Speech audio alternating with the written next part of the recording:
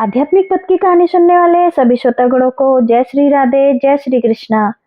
ये कहानी एक नास्तिक लड़के की है जिसका नाम था राकेश।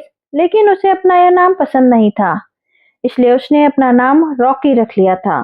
वह अपने गांव से दूर एक शहर में एक डांसिंग क्लब में काम करता था और हमेशा रंग भरी जिंदगी जीने में ही मसरूफ रहता था। सुबह से शाम तक उसका जीवन नाच गाना और शराब में ही व्यतीत होता था। एक बार की बात है, वह अपने काम से कुछ दिनों के लिए दूर होना चाहता था। दरअसल वह शोर शराबे वाली जिंदगी से बोर होने लगा था और वह अपने जीवन में कुछ बदलाव ढूंढ रहा था। लेकिन उसके गांव के अलावा और कोई दूसरा स्थान नहीं था जहां वह जा सके। तभी रॉकी अपने दादाजी के बने गांव के घर में जाना तय करता है और कुछ दिन वहीं रहने का विचार बनाता है।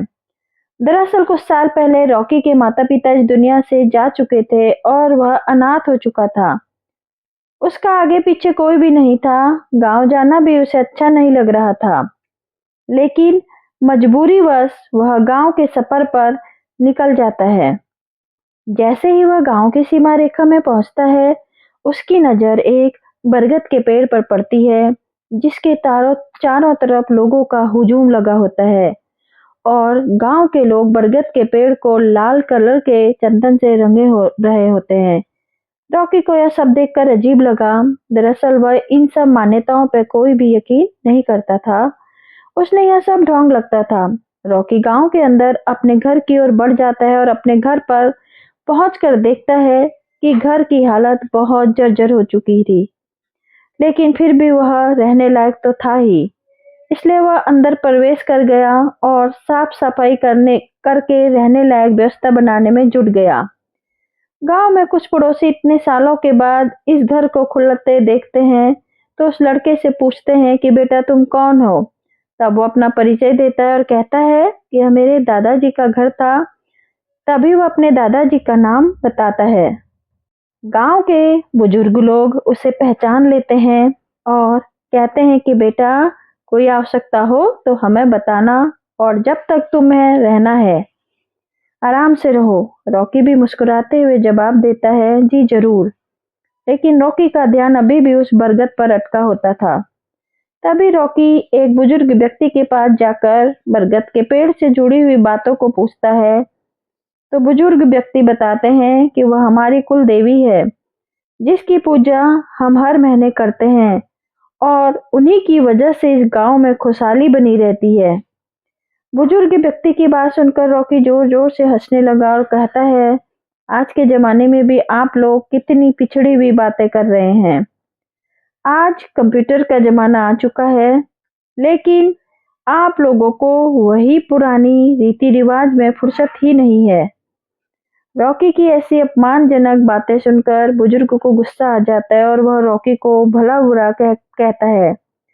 रॉकी भी बुजुर्ग की बात से नाराज होकर वहां से चला जाता है और कसम खाता है जब तक इस गांव की इन सब रीति रिवाजों की पोल ना खोल दूं तब तक यहाँ से नहीं जाऊंगा। अगले ही दिन शाम के वक्त गांव वाले अपनी फसलों की पूजा करने के लिए खेतों में जा रहे होते हैं और रॉकी भी उनके पीछे पीछे खेत तक पहुंच जाता है और छुप कर देखता रहता है। काफी देर तक इंतजार करने के बाद गांव के लोग पूजा करके वापस चले जाते हैं।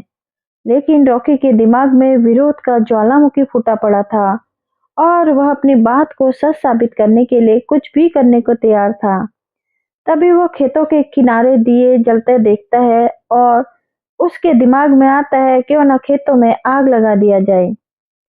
फिर कौन उनकी फसलों की रक्षा करेगा। अब देखता हूँ कौन सी कुल देवी आती है बचाने। वह गांव वालों के खेतों में आग लगा देता है और देखते ही देखते आग बढ़ने लगती है और रॉकी गांव की तरफ तेजी से भागने लगता है ताकि उसे कोई ना देख ले। लेकिन जैसे ही वह अपने घर के पास पहुंचता है, वह देखता है कि उसका घर आग की लपटों से झुलस रहा है और गांव के लोग पानी से आग बुझाने में लगे हुए हैं। उसे कुछ समझ नहीं आता है कि यह कैसे हुआ। तभी वह जाकर के वहां के लोगों से हड़बड़ाते हुए पूछता है यह आग कैसे लगी है? तभी गांव के लोग बताते हैं, बेटा हम यहाँ बैठे थे, अचानक तुम्हारे घर के अंदर से धुआं निकलने लगा। हमें लगा कि तुम अंदर खाना बना रहे हो, लेकिन कुछ देर में तुम्हारे पूरे घर में आग फैल चुकी थी और हम सभी लोग इसे बुझाने का प्रयास कर रहे हैं। लेकिन रॉकी को अपनी गलती का एहसास हो रहा था। उसे लगा कि अब गांव वालों को मैं क्या कहूंगा। तभी अगले ही पल एक किसान दौड़ता भागता आता है। वो कहता है, अरे चलो देखो, किसी ने हमारी फसलों में आग लगाने की कोशिश की है। और गांव की भीड़ अपने खेतों की तरफ भागने लगती है और रॉकी भी पीछे पीछे जाता है ताकि किसी को इस पर शक न हो।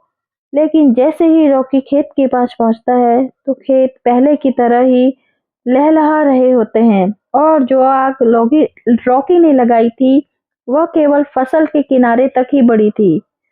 रॉकी समझ चुका था कि जरूर यह कुलदेवी की महिमा है और वह उसी बुजुर्ग के पैरों में गिर जाता है जिससे उसकी बहस हुई थी और सारी बात बता देता है। गांव वाले भी उसे उसकी नादानी के लिए क्षमा करते हैं। अगले ही दिन रॉकी कुलदेवी के उसी बरगद के वृक्ष के नीचे जाकर गांव की परंपरा के अनुसार पूजा करता है और हाथ जोड़कर कुलदेवी को अपने अच्छे भविष्य की कामना करता है और इसी के साथ वह गांव को छोड़कर चला जाता है।